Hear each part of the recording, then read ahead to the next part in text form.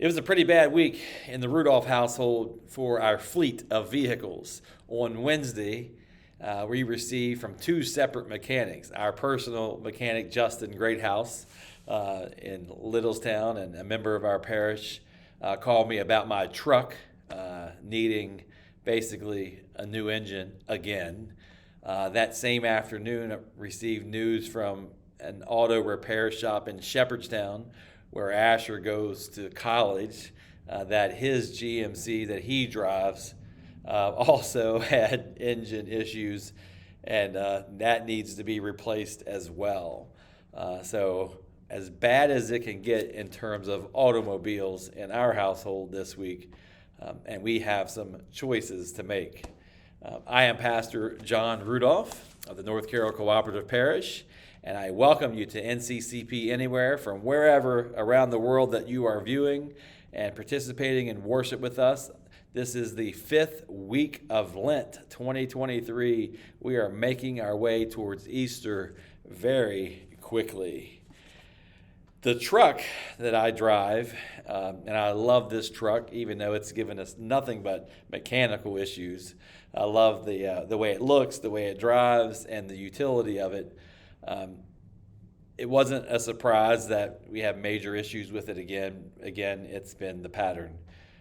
In fact, last summer, we decided to take it to South Carolina to see my niece and my brother and family, and we broke down in the middle of Galax, Virginia. We had taken the scenic route, and we had stayed in the Roanoke area. We woke up that morning and started to make the rest of the trip to South Carolina, and we broke down in the middle, literally, of nowhere. No mobile phone service, and just not much going on around us at all. But fortunately, we had broken down and pulled off. We had overheated, pulled off on the side of the road, right where I could see an exit that was 2 miles ahead. I saw a sign, and so we let it cool down for a bit. I started it back up. I said, we're going to try to get to this exit. And as we were coming up to the exit, I could see to the right-hand side, there was a BP and a Circle K station. And so we went that direction, and because to the left, we didn't know what was down that side of the road. So we went there, and I'll make a long story short. It did not have a garage or a mechanic on staff. They didn't have many helpful people at all. We spent all day there working with AAA, or it was Good Sam Roadside of Service, AAA. We have another AAA story.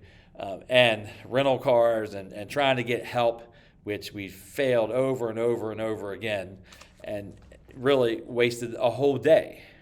That was about 9 o'clock in the morning, and we would not get back on the road to South Carolina until about 5:30 p.m. So a whole weekday, or a whole workday, basically, we had lost in our travel, if you want to compare it to that.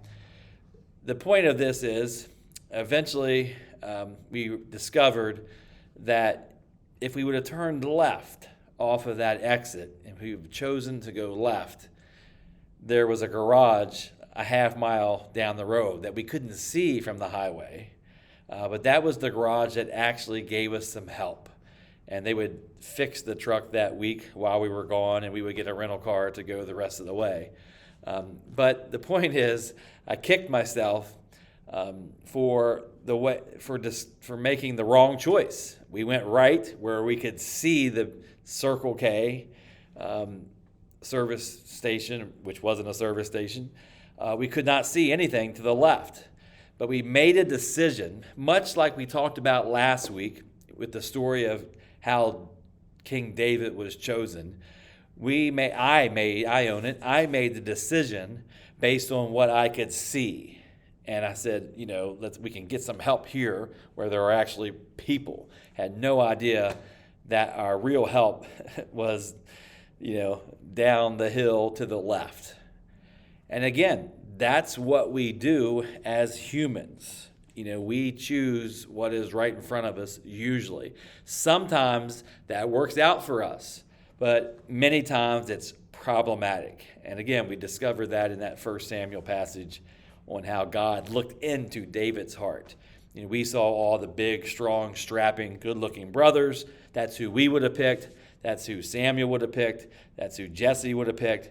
But God chose David because of what was on his heart. Well, we have some choices before us again this week in this passage from the Gospel of John, which happens to be a favorite of mine and a passage that I've spent lots and lots of time reading. And today, maybe from a little bit different perspective because of our Lenten series choices. But this is the Gospel of John, chapter 11, and it's the beginning of this story that introduces us to Lazarus and his issue, which is death. Now, a certain man was ill, Lazarus of Bethany, the village of Mary and her sister Martha. Martha was the one who anointed the Lord with perfume and wiped his feet with hair. Now, notably, this hasn't happened yet in the Gospel of John. It'll happen in the next chapter, but the narrator gives us that point. Her brother Lazarus was ill. So in the first couple verses, Lazarus, we discover, is ill. So the sisters sent a message to Jesus, and so they knew where he was and how to get a hold of him. Lord, he whom you love is ill. He had had a relationship with the family. They knew each other well. They get him word. So the sisters' message made it to Jesus. When Jesus heard it, he said to those that were around him, the disciples, "This illness does not lead to death. Rather, it is for God's glory, so that the Son of God may be glorified through it." Accordingly, though, Jesus loved Martha and her sister and Lazarus. After having heard that Lazarus was ill, he stayed 2 days longer in the place where he was. Then after this, he said to the disciples, "Let us go to Judea again." The disciples said to him, "Rabbi, the Jews were just now trying to stone you, and you're going to go there again?" You see, what had happened was this is going to end up being the seventh sign in this book of John, the seventh miracle, his work he's going to do here with Lazarus and his sisters. We've had 6 other opportunities here for Jesus to get the religious and political leaders in a little bit of an upheaval. He changed water to wine. He healed the official's son. He healed at the pool on the Sabbath. He fed the 5,000.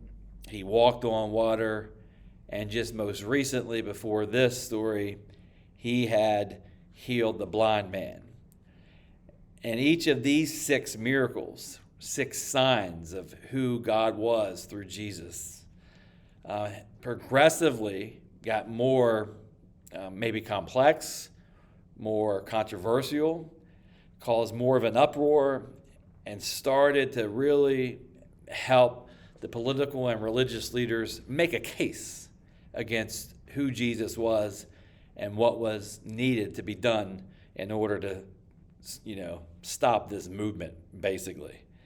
Well, they hadn't seen anything yet because about what was going to happen here, or compared to what was going to happen here with Lazarus. And so that's why the disciples naturally were a little bit nervous about, why are we going to go back to where we were just run out of town, basically. And so they see or hear the writing on the wall. And Jesus answered this concern. And he says, "Are there not 12 hours of daylight? Those who walk during the day do not stumble, because they see the light of this world." And we're getting a little bit of throwback here to some conversations he had with Nicodemus, which we started this Lenten season with in the Gospel of John chapter 3. And this juxtaposition of darkness and light. "But those who walk at night stumble, because the light is not in them." After saying this, he told them, "Our friend Lazarus has fallen asleep, but I am going there to awaken him." The disciples said to him, "Lord, if he's fallen asleep, he'll be all right." Jesus, however, had been speaking about his death, but they thought he was referring to merely sleep. Then Jesus told them plainly, "Lazarus is dead. For your sake, I'm glad I was not there." And so that might have been one of the reasons there was a delay. Jesus knew exactly what he was going to do. Because remember, in the beginning of this passage, after he got word from the sisters, it was very specifically written that he stayed in place for 2 more days. He delayed going. I mean, we can imagine us hearing news like this. We try to get to wherever we're going as soon as possible. But Jesus had a plan. He wanted to make sure he was good and dead in order for this next part. "Lazarus is dead. For your sake, I'm glad, so that you may believe. But let us go to him." And then Thomas, who we're going to hear about post-Easter, post-resurrection. Thomas is the one that gets labeled Doubting Thomas, unfortunately, because he wasn't there when Jesus first appeared to the disciples. And, he wants to see the hands, and he gets kind of scolded, or we have this conversation. But here Thomas says to his fellow disciples, "Let us go so that we may die with him." And so he says this great line that closes out our passage for us today. And so that comes from Thomas. And we had a little bit of discussion in our preaching planning meeting this week.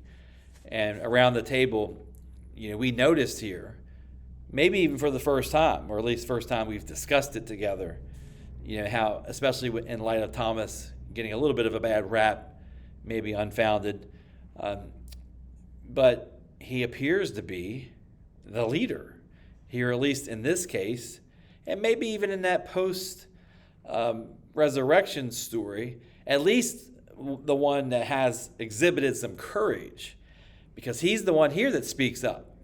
He says, let's go die with him. And so he knows, or he's feeling a sense of danger and the consequences of what will happen if they go with Jesus. And he's willing to do it. And he says, let's go. That's what a leader does. Let's go. And then even in that post-resurrection, we talked a little bit about a different perspective of that, because all the disciples kind of had fled the scene of the crime, so to speak, and were hiding out, waiting for the next steps. And that's why they're there in the room when Jesus comes through the door, mysteriously, without opening it, by the way.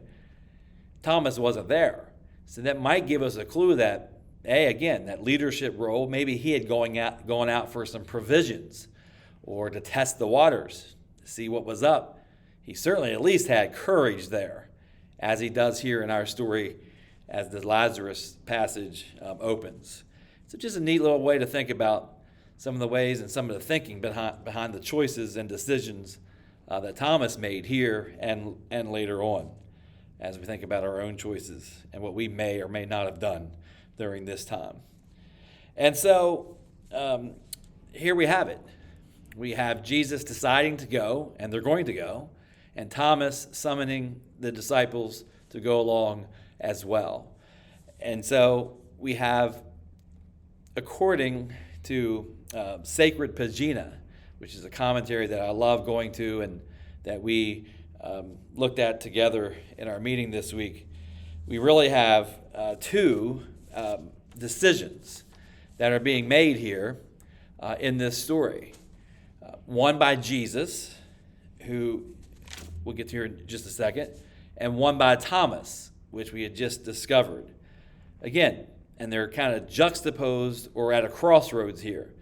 Thomas recognizes the risk, and the choice that he makes is to encourage his fellow disciples to join Jesus on this trip to go and die together, basically. And not to be trite, but to quote or insensitive, but to quote the commentary, Thomas chooses to go along with Jesus as he thinks they're on a suicide mission, a martyr mission, if you want to put it in religious terms. But Jesus doesn't view the choice that, remember, as humans, we see what is right in front of us. We chose to go towards the Circle K. We chose David's older, stronger, bigger brothers we would choose. That's not how Jesus chooses. Jesus' perspective is on a much deeper level, a different plane than the way humans think. And so Jesus was choosing to go to Judea, not to die, although that might, and this is going to lead him closer to his death. But that's not the choice that is being made here by Jesus. He chose to delay to make sure that Lazarus had time to die. So this wasn't going to be a healing mission. This was going to be a resuscitation mission, not a resuscitation mission. This was going to be a resurrection mission. And the reason he was doing that was so that they, and he's talking right to his disciples, so that the disciples might believe. And so this is a choice to believe, not to die. And so it's a fascinating little crossroad or conjunction or juxtaposition, however you want to frame it, of these two decisions that are highlighted here well before any of that real action happens in this really good story about the raising of Lazarus back to life. And so they make their way and they start to go. And they're going to go. And Jesus is, in fact, going to raise Lazarus. And he's going to call him out of the tomb or the cave. And he says, Lazarus, come out. And it's a really dramatic scene where he comes out and greets all the mourners. And so I encourage you to read the rest of this story together. And it's a story that has so many great characters. And of course, as in all these gospel stories, Jesus is the main character. And certainly Lazarus, he's the one that gets sick and dies. And so he's on center stage as well with Jesus. But we have all these other characters that are very powerful as well. We've mentioned Thomas and, of course, the other disciples that went along. But then we have the two sisters who have gathered everyone to mourn and to start that process of burial and mourning and grieving and greeting the other family and friends that have come. And then even more important than those roles of grief and hospitality among grief, much more important than that, we get this great statement of belief from Martha.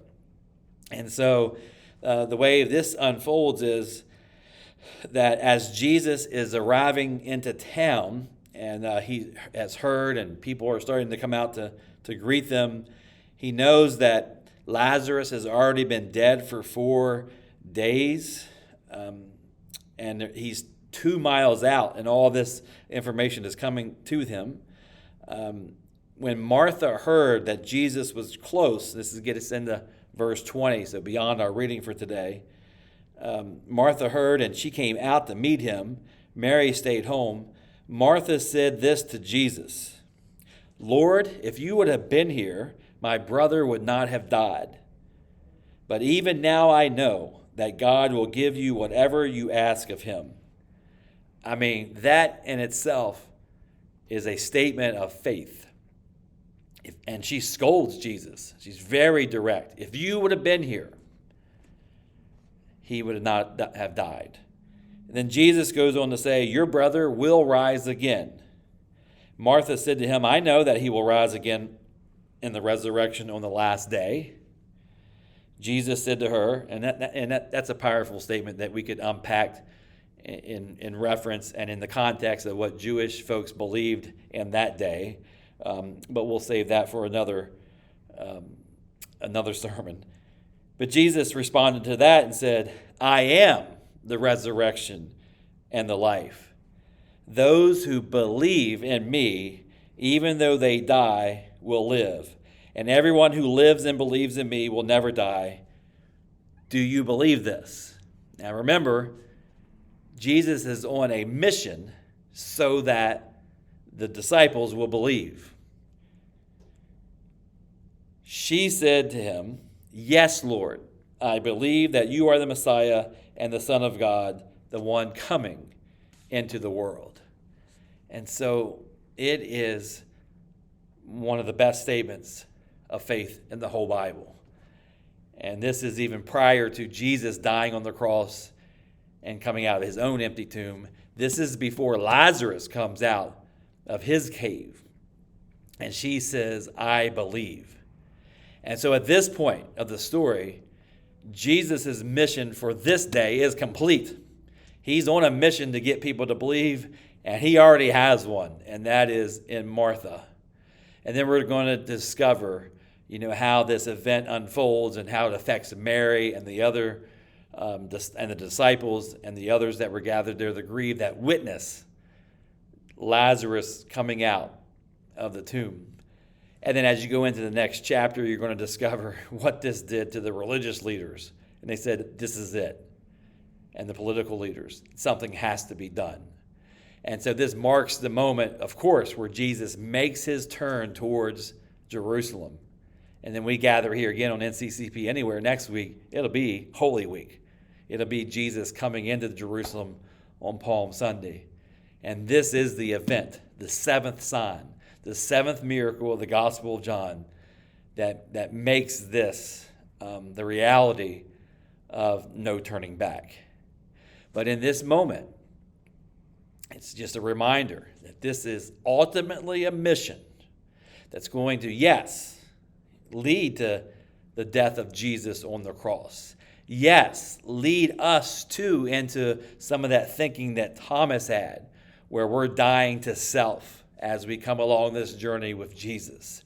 This indeed is a sacrificial religion, a faith that we have in God through a sacrificial Jesus. For God so loved the world that he gave his only begotten Son, to die for us and to give eternal life for those who believe.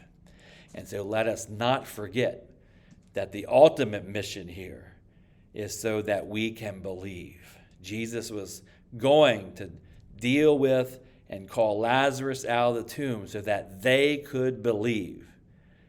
And thanks be to God that Martha does, because she gives us a statement from her own lips and from her own heart that we can adopt ourselves.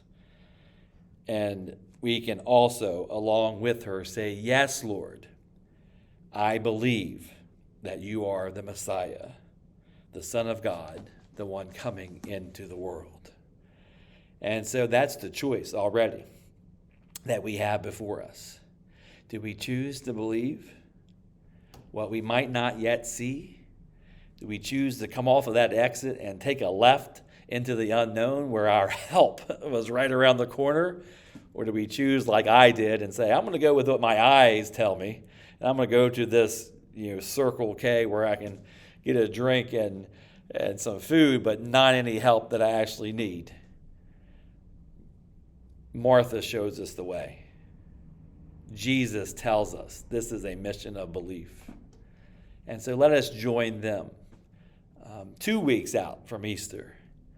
Let's be preemptive, and let's go there again to Jerusalem with Jesus. Let's commit to this journey, this Lenten season, 2 weeks out again, and say, yeah, I am on a mission of belief. I believe that Jesus is the Messiah, the one coming into the world. And thanks be to God for that. Amen. And join us next week as we begin Holy Week together. Thanks be to God.